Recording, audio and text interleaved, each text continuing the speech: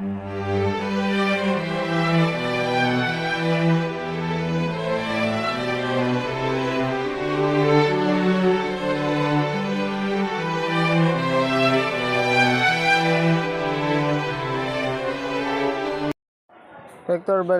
Berlioz' full name is Louis Hector Berlioz.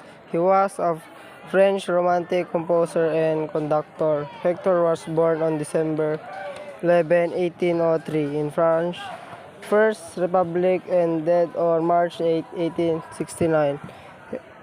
Rio de Calais, Paris, France. Hector nationality in France.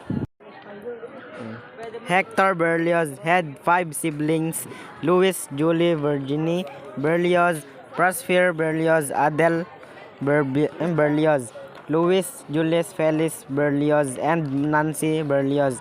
Hector Berlioz was the eldest child of Louis Joseph Berlioz, a doctor of some distinction, and his wife, Marie Antoinette Josephine nee Marmion. Only two siblings of Hector survived into adulthood. It's Nancy and Adele. As the elder son of a provincial doctor, Berlioz was expected to follow his father into medicine, and he attended a Parisian medical college before defying his family by taking up music as profession. His independence of mind, refusal to follow traditional rules and formulas, put him into art with the conservative musical establishments of Paris. At the age of 24, Berlioz fell in love with the Irish Shakespearean actress Harriet Smithson, and she pursued her obsessively until she finally accepted him in 7 years later. Hector and Harriet's marriage was happy at the first, but eventually foundered.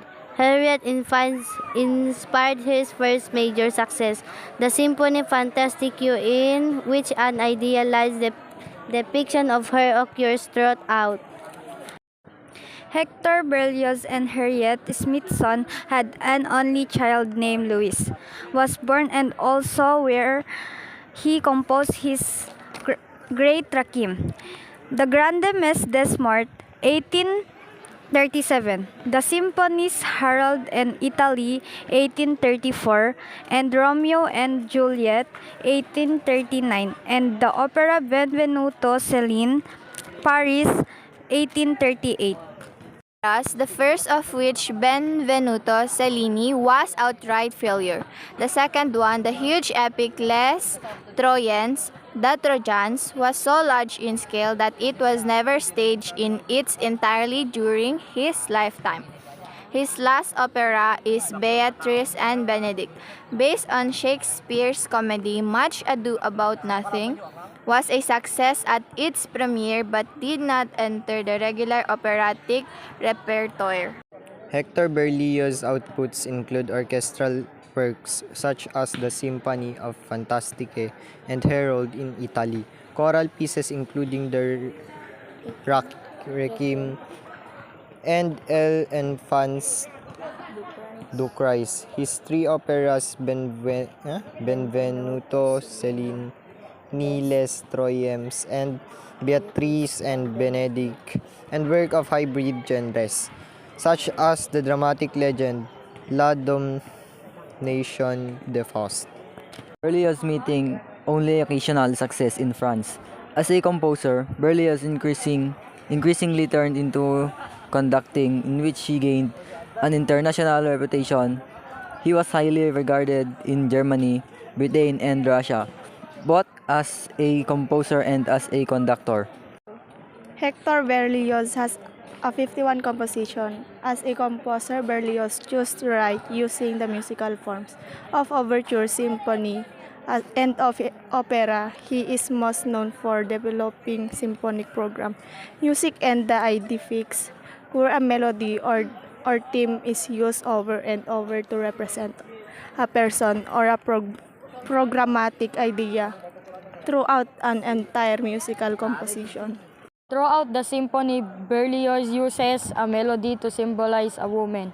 The woman is called the beloved and the melody is called the ID. Fixed like a symphony, Fantastic tells the autobiographical story of the composer's love for Smithson and his emotional torment.